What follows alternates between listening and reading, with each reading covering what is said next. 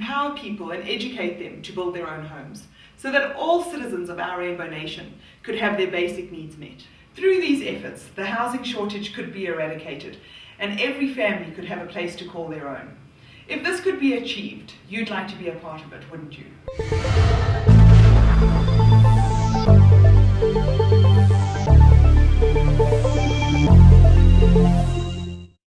South Africa needs to build 2.2 million RDP houses to combat its housing shortfall. And while Housing Minister Lindiwe Sisulu is upbeat about the progress being made, we have housed more people than those needing houses, she said in her recent budget vote speech. The demand for low-cost housing remains top of the national agenda. Cost, says Sisulu, is the overriding obstacle to meet these targets. To add to our woes, building costs have increased exponentially due to the increased demand for building materials as we approach 2010, she added. Unfortunately, many businesses do not get involved with supporting upliftment projects because of the lack of sustainability and corruption that seems to be rife. Did you know that statistically speaking, home ownership leads to a significant increase in family stability, sense of belonging, and contribution to community? It also increases a family's financial security and the likelihood that children will escape the cycle of poverty. Support from local business and suppliers to assist with the sourcing, funding, and supply of products and tools to build homes which will give security to the most needy in the community. And in turn for this enthusiastic contribution, suppliers become a household brand within the community.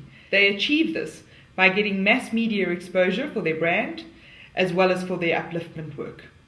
Skills and training are embraced by the community, and then passed on to people who need to work and develop themselves, their families, and then ultimately serve to provide the greater population. Suppliers have a great opportunity to provide this training to ensure that their product secures the support of local builders. What is the solution? Pastor Titus, who represents the community. The Americans, who bring skills to our country. And Essential Hardware Group, who together with its members and its suppliers, who are able to train people, source products, and develop at grassroots level.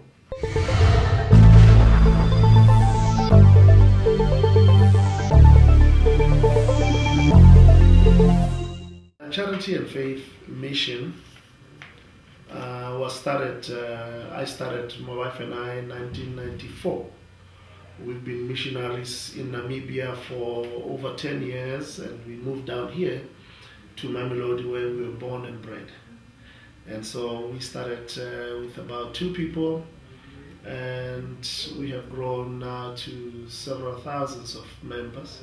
That's where we are. We are now 13 years since we started Charity and Faith Mission. Charity and Faith was a mother that gave birth to Bupilong Community Center, where we have tons of projects. The reason why we started this project was so that the community of Mamelodi don't think that it is aimed at Charity and Faith members. So it is a community center called Bupilong. Bupilong means life, Life Community Center, where we have the school, we have a crèche, we have driving school where we help people, we have computer training programs, we have a hospice, we have orphanage, orphan care, support groups, the list goes on and on and on. With the project, we want to replicate this center throughout the nation. We want to see it in every township if possible, or in all provinces. Because the neat thing about this project is that it is done by the people for the people. And that's huge. Last year we built for 20 people, orphans, widows, and unemployed people. We built 20 houses. This year we built 8 houses for such people. So those are our target for houses. We're trying to introduce stick-built construction to South Africa.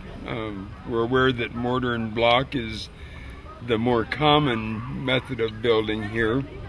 And what we are trying to do is, with the advent of the World Cup coming in 2010, we're trying to help alleviate some of the problems with housing shortages here by introducing American-style construction to their method, which is using timber and siding, which is how we build a lot of our houses in the U.S. The houses are built in sort of a modular style. There are different wall panels that are able to be configured in different ways. We have door panels, we have large and small window panels, and we have blank walls. These are all in 8-foot sections, which I'm not sure what that equates to in meters. But then we also have a 4-foot section that goes in there also. And these can be put in any combination to basically make a house as large or as small as you want.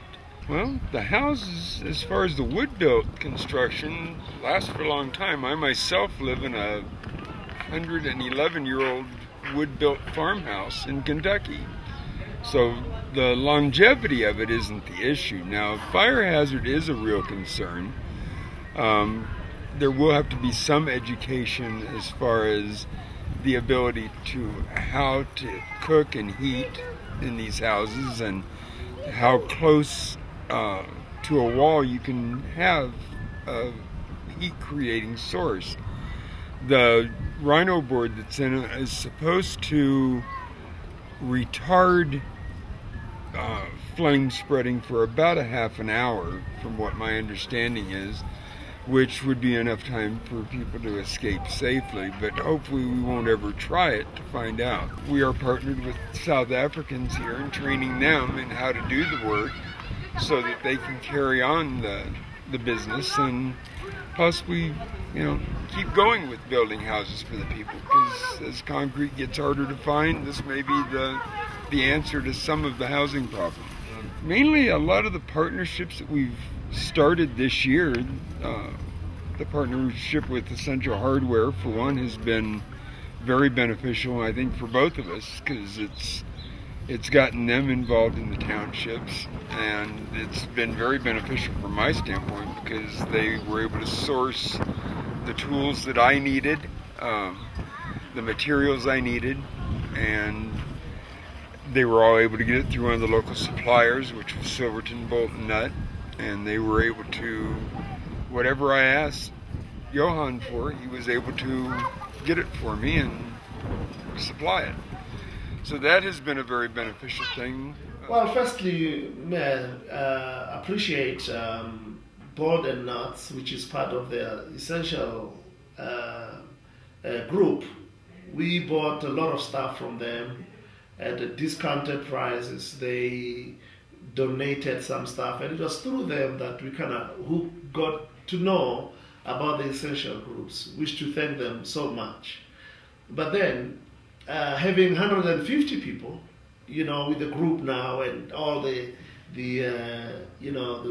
people part of the Essential tools, I believe that we can show and lead in the country where a business and a non-profit can partner together to help the poor and still, make some money because it's a business, but then at the same time be able to invest into the community.